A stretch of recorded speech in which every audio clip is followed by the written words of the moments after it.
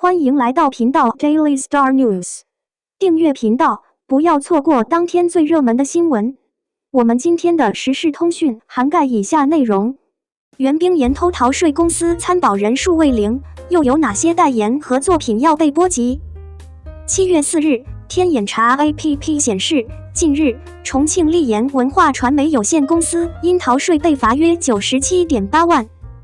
袁冰妍工作室发声明回应称，本次处罚是由于公司未及时履行代扣代缴义务，已按时全额缴纳了相关税款，已经深刻认识到错误，向公众致歉，以后会严格依法纳税。根据天眼查信息显示，目前袁冰妍共关联上海冰妍影视文化工作室、宁波高新区丽妍影视文化工作室2家个人独资企业，2家企业分别成立于2017年3月、2018年11月，均于2019年注销。其曾任职企业包括上海智裕信息科技有限公司、重庆丽妍文化传媒有限公司，后者即为上述逃税被罚涉事企业。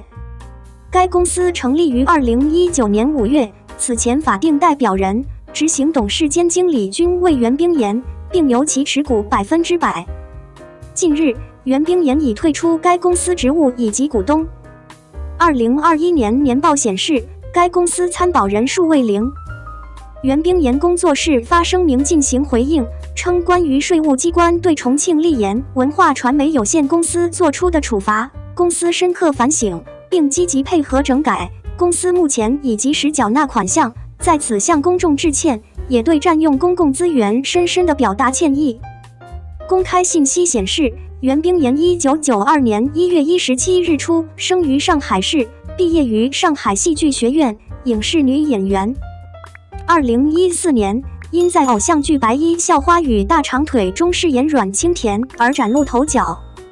2015年，袁冰妍出演的传奇剧《末代皇帝传奇》上星播出。2016年，凭借探险剧《老九门》被更多观众认识。2018年，主演玄幻剧《江夜》、传奇剧《回到明朝当王爷之杨凌传》等。2020年，凭借在仙侠剧《琉璃》中饰演女主角楚玄机，赢得广泛关注。第一财经记者在袁冰妍微博看到，目前其拥有1508万粉丝。根据微博信息显示，袁冰妍主要是与迪奥有合作，目前为迪奥的品牌挚友，也曾为雅诗兰黛推过单品。上述消息曝光后，迪奥官方账号删除了今天刚刚发送的袁冰妍代言的相关内容。有业界人士推测，袁冰妍的商务资源本来就不是特别好，这次税务事件又给袁冰妍的个人形象带来负面影响，接下来她的商务代言会更为艰难。同时，袁冰妍目前还有待播作品，比如她和钟汉良等演员合作的《倾城忆清欢》，该剧制作单位是爱奇艺爱撒糖工作室，播放平台是爱奇艺。2021年11月30日，该剧举办了开机仪式，拍摄时长历经近4个月，于今年3月22日在横店正式杀青。该剧也是爱奇艺在古欧板块的比较重点的剧，在袁冰妍今天陷入税务纠纷后，是否会影响播出尚未可知。但这已经不是爱奇艺第一次遇到因为演员的问题而波及，比如此前演员邓伦涉税务问题，这就导致原本是今年爱奇艺重头戏的《夜旅人》受到一定影响，目前还未明确播出时间或后续如何处理作品。而更早之前因为劣迹艺人的问题，导致上亿元的大投资影视剧《青簪行》难以播出，至今都不确定是换人重拍还是用其他方式处理，但无论用哪种方式处理，都会使得投资方损失不小。业内人士分析，此前陆续发生艺人风波，因此对于艺德、收入和税务等问题都越来越严格要求，因为一旦被认定为问题艺人，那么其所参演的作品和商业代言都会受到影响，而项目背后的投资方还会受到巨大的经济损失。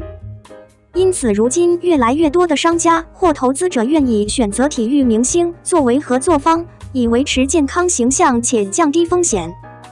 02偷税漏税163万元，袁冰妍为何知罚款不判刑？初识袁冰妍是江夜里的书痴莫珊珊，清冷高雅的气质完美的还原了原著小说。再次看到她，是祝清好中刁蛮娇憨又霸道的长乐郡主刘玲。第三次看到她，是重庆丽言文化传媒有限公司的原大股东，该公司因偷税漏税被罚97.8万元。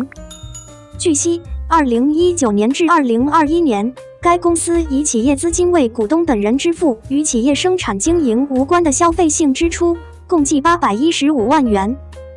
通俗点说，就是公款私用815万元。根据规定，这笔钱应该认定为股东分红，因此要交20%个人所得税163万元，由公司代缴。公司因未履行代扣代缴义务被税务机关处偷税漏税额度的60%罚款，即97.8万元。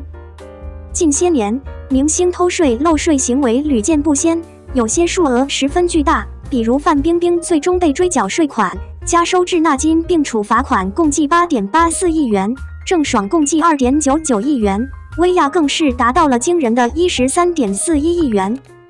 这些钱对于普通人来说是天文数字，这些明星偷税漏税数额如此巨大，给国家造成巨额损失，为什么没有被判处刑罚？这得从刑法第201条说起。